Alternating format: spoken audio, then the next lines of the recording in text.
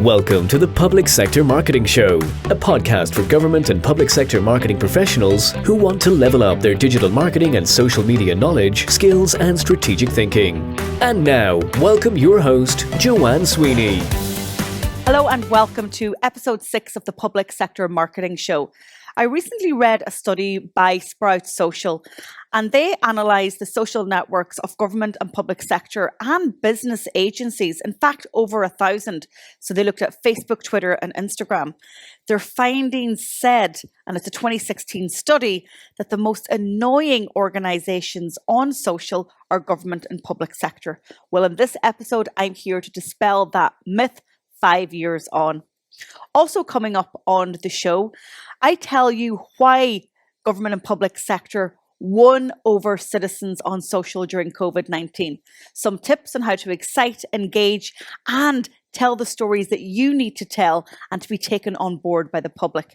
And finally, I talk to Barber, who's communications manager with Awalya, the government's free mortgage arrears service, and also from MABS, the money advice and budgeting service. So stay tuned.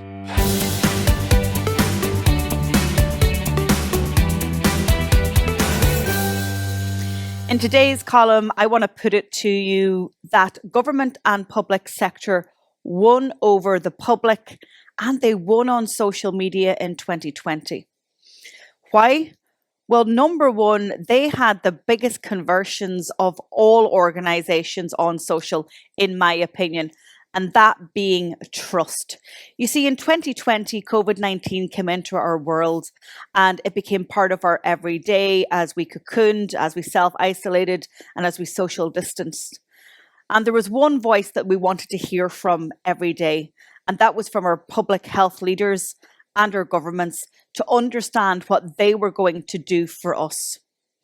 They took to social media and we continued to consume social media. In fact, our activity and our time spent increased by an hour a day. They really stepped up to the challenge. All in-person activity was gone. They had to become more agile and become more relevant to us as we sought out the truth. That was another battleground that they had to win, the one about truth. There was a lot of conspiracy theorists there, a lot of anti-maskers, anti-vax community, those that believed that there were other reasons why government and public sector were asking us to stay at home. I believe that during 2020, we actually saw a sector of society that heretofore was very conservative and was risk averse, put that to one side and to truly put the citizen at the centre of their communications. And how did they do it? They did it by fully embracing digital and fully embracing social media and really looking to where their audiences were navigating for that information. Overnight, they turned on live chat on websites. Overnight, they turned on messaging, direct messaging within Facebook, within Instagram. Overnight, they launched public information campaigns with traditional media, but that were integrated and that were omni-channel and also omni-device. And overnight, they broadcast to us using the power of live streaming and simulcasting. So simultaneously broadcasting press conferences to the people, no matter where we were online. So that's why I believe that in 2020 and continuing now into 2021, that government and public sector brands are the top brands that are now commanding share of social voice on social media and other digital platforms. I, for one, hope that that continues and also their level of activity increases when hopefully we get back to some normality when our nations and our citizens are actually vaccinated. So going back to the 2016 study by Sprout Social, it was a very different time. We looked to brands for information to engage us, for offers, but in 2020, our thinking has shifted, and what we're looking for in social media is meaningful conversation and meaningful action and direction by government and public sector. So if you're working in that industry and if you're on the front line of social media, thank you. and well done. And I look forward to hopefully having you on this show as a case study. Level up your digital skills by taking our diploma in digital marketing, plus gain an industry qualification. Use the code digitalmarketing20 for a 20% discount. Visit publicsectormarketingpros.com. So how can you get to the top of the social media leaderboard? If you're a social media manager in government and public sector, then keep listening and watching. Before I get into my tips and tricks, I want to tell you about two studies that prove that government and public sector are commanding share of social voice online in 2020 and in 2021. The first report is a global study by Social Insider, and I'll link it in the show notes to this episode. And that has a look at over 20 verticals, 20 sectors in business and in non-profit and in public sector and media right across the world. And what they've been able to do is they've been able to get the benchmark engagement rates for Facebook, Twitter, and Instagram right across all of those verticals. And what you will see when you deep dive into government and into NGOs, you will see that they're outliers compared to the private sector because their engagement rates are higher in the main. Then I want to take you to my study that you've heard me talk about frequently, the State of Social Media in the Public Sector report, also published in 2020. And I have been able to compare my engagement rates from the Irish sample of 520 organisations alongside Social Insider's report and then comparing it to the private sector. And yes, indeed, government and public sector are high performing right now on social media. So how can you get to the top? Well, let me give you some tips and tricks. The first thing that you need to remember is that when you're posting on social, you need to give value. Don't think about it as a box checking exercise and getting a task done for the day. Really think about the valuable information that you're giving to a citizen that they're likely not to hear anywhere else. And that's why they'll continue time and time again, not just to follow you or engage with you, but to share your content. Secondly, I would suggest that you should break news on social. Increasingly, we're seeing journalists doing that, making Twitter the digital first platform for breaking news and even breaking news there before it even gets to their publication, their TV station, or even their radio channel. So thinking about Twitter for digital PR and breaking news there first. We're hearing a lot about the rise of TikTok in 2021, also Instagram, and then we have the introduction of Clubhouse. But you've got to ask yourself, do we have the capacity to be in all these places? And I always get asked, Joanne, what social network should we prioritize? My answer back to you is quite simply, you need to be where your audience is. You can't really make these decisions around social media strategically about you. Mostly, you have to be where the audience is. So I was engaged in a webinar recently and I had somebody from local government in the UK saying, Joanne, where should we prioritize our time? We don't have a lot of capacity, but we're really, really keen to ensure that we are engaging with citizens in our locality. And quite simply, I said, Facebook is the local newspaper and the local radio station combined, but then we have an increasingly growth in audience segments going to Instagram where they're really looking for speech and visual content. So for them, I advise Facebook and Instagram. So follow where your audience is.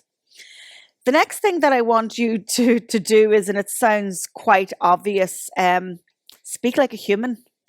We understand that while we're at work, we need to be professional. But social is a conversation. It's between two organizations or two people or indeed a mass population. But please speak like a human and don't speak like a robot. The other expectation that the public have right now is around social customer service. Now, I know you're not selling a product, but you do have a public service that people need to engage in. And there is an expectation among the public that they can message you, DM you, PM you, ask you a question and get a response. Now, you may not be set up for social customer service right now, but it's certainly something that you want to be planning in 2021. You've probably heard me talk before about just like me content. What that means is that when you're trying to engage the public, a certain target audience, when you create just like me content, it means that they can see themselves in your story. That is a superpower. And a great way to do that is to create case studies. So tell stories of citizens that reflect a certain demographic in your social media, and that will definitely raise your engagement and your reach. Producing visual content is absolutely vital. Back in 2005, it was mainly text. Then it grew into photographs and visual. But visual content in 2021 means something very different. It means video. It means epic video. It means TikTok style video. It means carousels. It means stories. You really have to work on content format in 2021 because visual and aesthetically pleasing content is going to help with engagement and reach. Social media is a very competitive landscape, and it is very difficult to get your content seen by those who need to see it and in real time. One of the hacks and one of the tips that I can give you is tap into social media trends. What is happening now where algorithms are giving you a natural and an organic uplift? A couple of those are perhaps being an early adopter with Clubhouse, a speech content-led social network. What about embracing Reels, the direct competitor to TikTok? And of course, Instagram wants you to use their Reel platform as opposed to sharing TikTok videos there. Also, going live is a guaranteed way in order to increase reach and engagement. So there's very many things that you can do as a social media manager to increase reach and engagement. Take some of my advice, put it into action, and let me know if it has worked for you.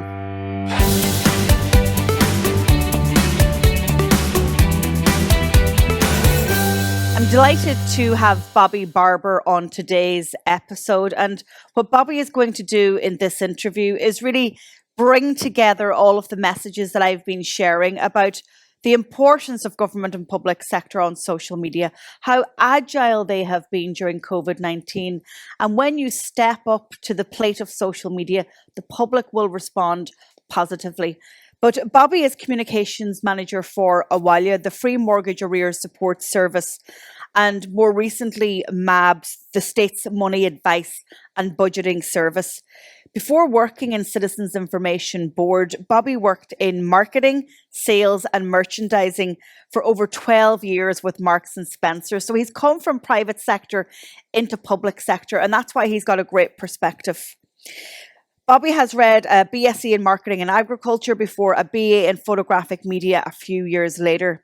He has a PGD in Digital Marketing and recently completed our own diploma in Digital Communications for Government and Public Sector.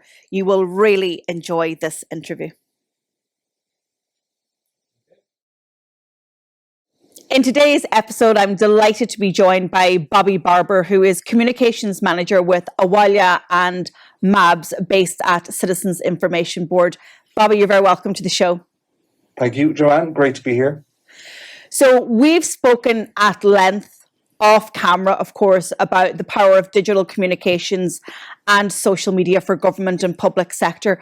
But first of all, I want to introduce you and your background to our viewers and our listeners. Now, you transitioned from private sector to public sector. Give us a little bit about your own background. Yeah, absolutely. So, my original marketing degree almost 20 years ago at this stage, giving away my age, probably more than 20 years ago, if I'm being honest. It was very traditional from the point of view. It didn't include any kind of digital marketing. I think websites were only really starting to make an impact from the point of view of having information that you could share with a broad audience. When it came to learning about digital marketing and the likes, then obviously there was a bit of a transition, even in my private sector background.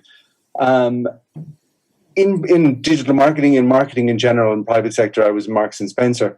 It is, I suppose it's an interesting and can be a very exciting industry because of the fact that there's a sort of a permission in some respects to be a little bit daring, if I can use that word, or a little bit just thinking outside the box.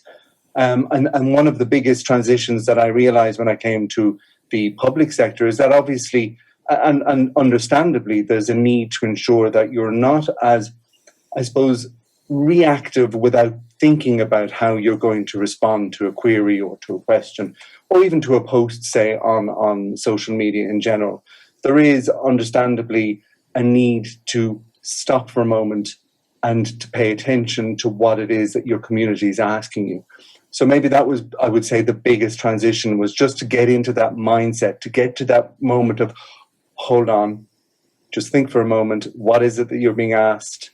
How do you respond then? Because you're responding not just to an individual that's asking a question, but you're actually responding to all of the people that were maybe afraid to ask that question, or to all of the people that are just going through their news feed and they'll see a question asked and how it was responded to. So I suppose that was one of the biggest transitions. I suppose in my private sector life, I had maybe a little bit more autonomy in what it is that I was doing on a daily basis. But now I suppose there are just checks and balances, again, understandably and for good reason, but checks and balances in place. And it was just, again, just trying to get my mindset and my process and ways of working to ensure that I kind of abided by those kind of guidance and guidelines. Is there a sense for you personally, professionally, that there's something more about doing digital marketing in the public interest as opposed to a commercial entity? Does that kind of sit differently with you? Yeah, great question. I think the value, the measurement of the value, I suppose, is very different. The reward is very different as well. I'm thinking again of my private sector. It was driven by sales. There was a necessity to reach KPIs, and the KPIs were quite clearly defined in the number of sales that were delivered as a result of a campaign, or the growth of a particular product, or if there was a new product that was launched. It was how well it was received, how well did it sell out, did it do well, what were the actions that you had to put in place in order to drive the selling, and it was all defined by that measurement. When it comes to public sector and communications within a public sector and digital marketing specifically, it's about the broader value of what it is that you are providing. It's difficult to measure, but when you get a good reaction to what it is that you're putting out there and how you're responding to a query, or just sharing information that you know that is going to be beneficial to your customer, your community, is reward. It's just trying to understand how do you measure that, and understanding that it's broader than just a number. It's the value that you're creating for your community. And we'll get to measurement in a bit, but before we do, we can't really have this conversation without talking about the impact of COVID-19 and how you guys transitioned in 2020 from late March to early April. Take us back to those months and into your day job with your team. What was happening on the front line of social and digital for you guys? So at the beginning of 2020, we had set in motion a strategy for the year to identify how we were going to roll out social media across MABS. MABS as an organisation, over 60 offices nationwide, back in the early 2020s when everything, if you like, was normal from the point of view of being able to interact face-to-face. People could drop into the offices, they could pick up the phone, organise an appointment. The usual of what we knew to be normal back at the beginning of 2020. When COVID hit then, our model changed quite fundamentally in that the three channels that we were offering, which were the office, the walk-in service, the helpline, and the mabs.ie website, we had to pivot. We had to change how we were offering those particular ways to get out to our community. The website was still there, the helpline was still there, but one of the big parts of our business model, the face-to-face opportunity for people to come in and speak directly with a money advisor, was cut off. As a result, obviously, of the health guidelines and the public health guidelines that were put in place, MABs had to review how they were offering that walk-in service and effectively stop it for the reasons of we all know at this stage, to try and flatten the curve, to curb the spread of the disease itself. Understanding that, then, we knew that we had to think about what we were going to offer, what we were going to put in place that was going to allow our community to get in touch with MABs. So we understood that the plans that we were looking at setting in place for our social media offering needed to be ramped up. We needed to do it very, very quickly. So pretty much overnight, we decided, right, we were going to launch a national MABs Facebook page, a national MABs Twitter account, and a national MABs Instagram page as well. We did that. It meant that we were able to get information out then directly into the hands of our community. It meant that we were able to update them on the fact that MABs was still open, that it wasn't closed, that it is an essential service and continues to be an essential service, and that it's open, and that people, if they need to get in touch, this is how they can do that. That my colleagues across the offices, they set up the opportunity then to do face-to-face through Zoom, to offer what they offer from the point of view of consultations with money advisors over the likes of Zoom. We also, on our website, understanding that that was one of our other main channels, we switched on a news feed. And on that news feed, we were able to, it was a COVID-specific news feed. So any announcements that the government were making from the point of view of supports, or even the likes of, one that pops into my mind is the CRU, which is the Commission for Regulation of Utilities in Ireland. They announced that there was going to be an embargo or a restriction on people being cut off from their utilities, their electricity, their gas, for a period of time. And we were able to put that up on our website. We were able to put it up onto the COVID news feed and again inform our community. So we identified the touch points that we had in place currently. How could we adapt and pivot those? And as well as that, we looked at additional touch points through social media to get a message out there to our community. The other thing we did on our website is we switched on a messenger. So a live chat or an online chat facility on our website that meant that our community could actually speak with a money advisor where they were. So if they're at home, if they're in a situation where they're having to all of a sudden work from home, difficult to pick up the phone sometimes to have a conversation with the money advisor, you can use your phone, have a conversation through chat in the palm of your hand, which was more private.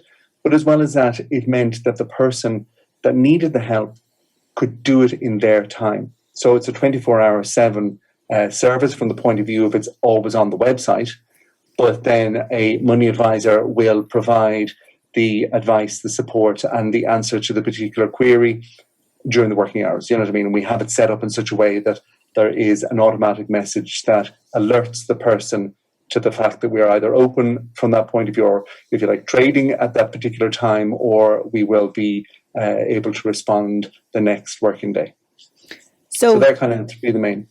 So that transition was very fast. You mentioned previously that in public sectors, as I completely understand, that it's more cautious and conservative and considered. Yes. This swift change, would that have been the norm, or was this a pure public interest immediate response to a crisis, that being the pandemic?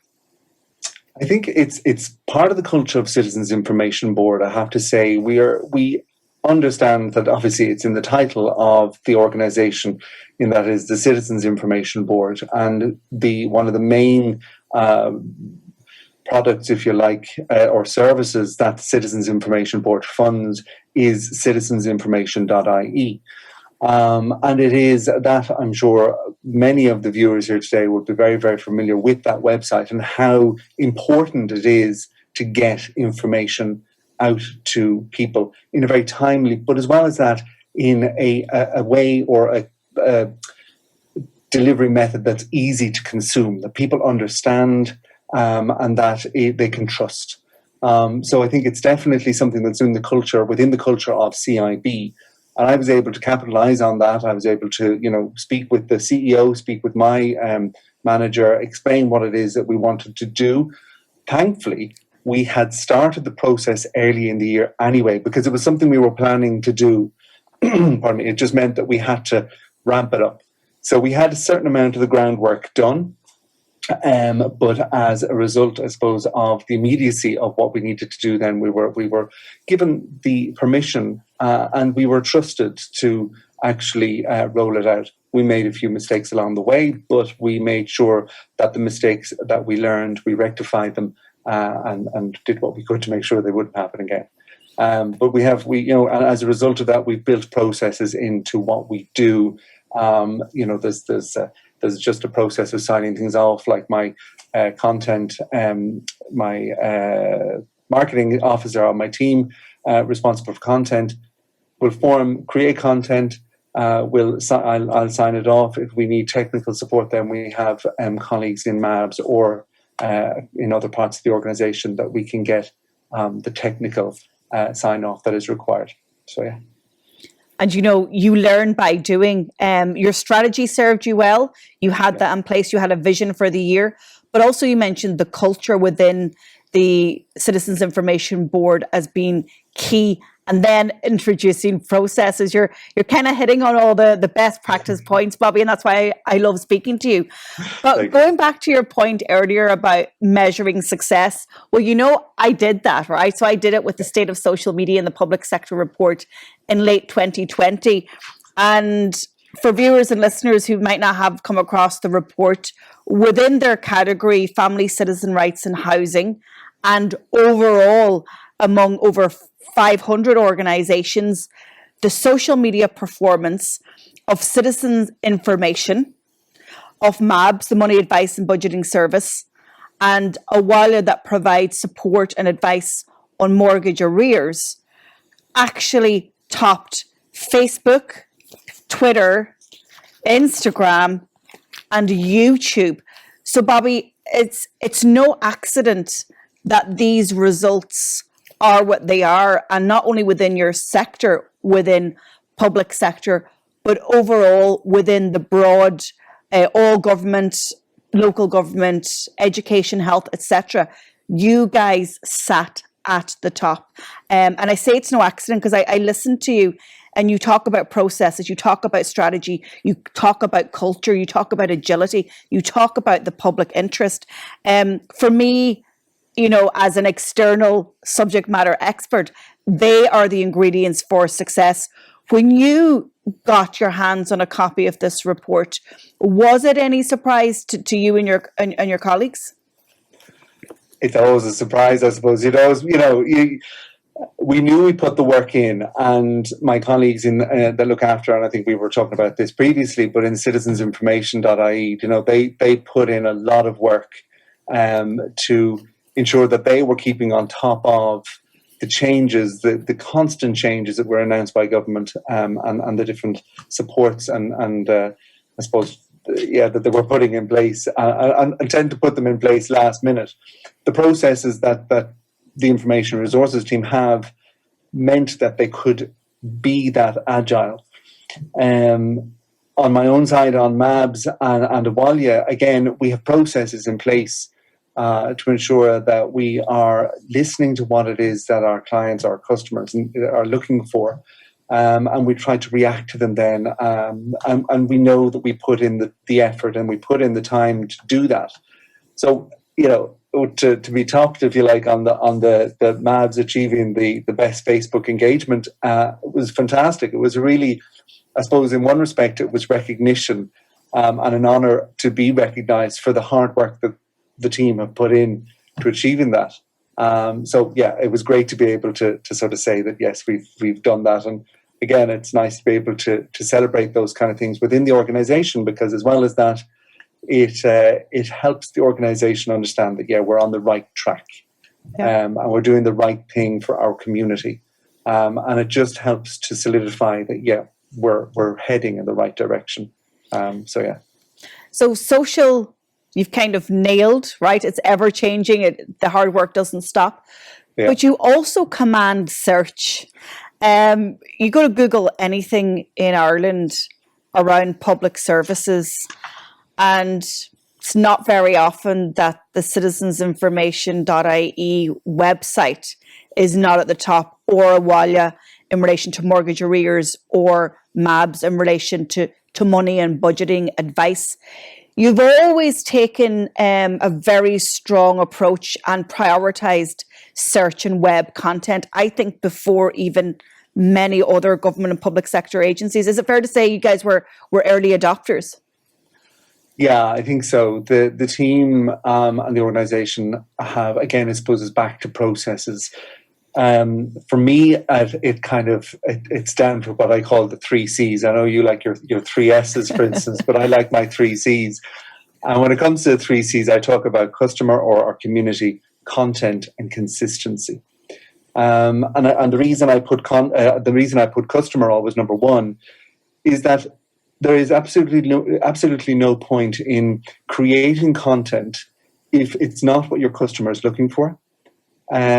If you're creating the content that your customer is looking for, if you're not doing it consistently, well then you're really at nothing. You're not at the races, so to speak. So if you know what it is that your customer is looking for, and I think you would actually, you had a YouTube update there a couple of weeks ago about social listening, for instance, when it comes to, and it's social listening is something that is done in the private sector massively, and the public sector is coming around to it. And there's this kind of, there's a misunderstanding as to what social listening is, and I think you address it very well within your update. It is just about knowing what your customer is looking for, being part of the conversation, and just paying attention to what it is that they want. If you know that, then you can create the content. And if you can create the content in a way that follows a consistent approach, if it is laid out in such a way that it's easy to consume, if it's following plain English guidelines from the point of view of it just being useful and easy to understand, then you're creating content that your customer wants. And if you can do it on a consistent basis, then you build trust and you build authority. And they're the kind of things that Google look for. When it comes to search, definitely they want trust. They want consistency, and they want something that is going to be out there and providing value. There are obviously all the technical SEO bits that you could talk about, and we could go on forever about those. But when it comes to the actual content itself, what it is that Facebook is or Google is looking for from a search point of view, it's the quality of the content. So looking ahead then to 2021 and some emerging trends in the digital space, I think you guys are really at the center of trying to curb the spread of disinformation. But what are your thoughts on TikTok style video and the introduction of Reels, which are essentially a copy of TikTok, into Instagram? Do you think that you're going to dip your toe in the TikTok or the Reels water this year? Probably not this year, but definitely something we might look at next year. I think Reels has made it a little bit more accessible for public sector. TikTok, and I know within your report you had mentioned that TikTok is something that is growing. I suppose TikTok has quite a specific audience. Trying to understand whether it is for our particular audience, it is yet to be determined, I suppose, and we'll do certain research in order to ensure that, again, we're looking at what it is our customer is looking for. Video, every year it seems that this is the year of video. Every year they say, oh, this is video's year kind of thing. Reels, TikTok have provided a platform and an opportunity now to allow for that short form video production, that short form content. I suppose when it comes to public sector, it's trying to make sure that it's done tastefully, so that it represents the brand value, but as well as that, it represents what it is that your end customer is looking for, and that you're not doing it for the sake of doing it, that you're actually doing it for value and to create value for your end customer. So probably not this year, to answer your question, but something maybe for next year. We have other ideas when it comes to video for this year that we're going to try and develop, and then take it hopefully to the next level next year. So finally, Bobby, and to wrap up this conversation, what advice would you give to your public sector pro peers who are really looking at you and your colleagues, Awalia, MABS and Citizen Information Board, as being leaders in this sector? You know, they look to you for guidance. They'll be listening to this interview, but maybe they're feeling overwhelmed about all the channels. They're feeling overwhelmed about the time it takes to create content, and maybe they don't have a large team. What's your advice? Yeah, great question. And overwhelm is definitely something that a lot of my colleagues and even just people that I would talk to outside of my working life would mention. Start small.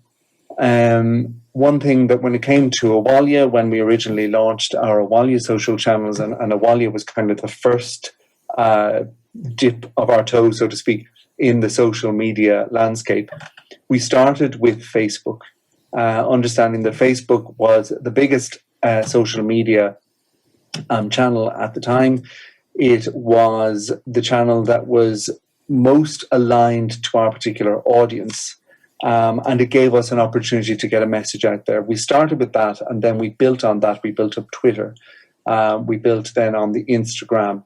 We're looking at YouTube this year to kind of build that on. So start small. Don't try and do everything, because as the old adage says, if you go and try everything, you'll achieve nothing. So, you know, that's that kind of focus on developing your skills, developing what it is that you're trying to do in one particular area, and then build on that. I think, I'm not sure if people have ever heard of the concept of the skyscraper concept, so that you build a skyscraper, you review how you've built that skyscraper, and then you go to build the next skyscraper that will be slightly bigger beside it, kind of effort. So it's about trying to, what's this I say? Do, redo, iterate, redo.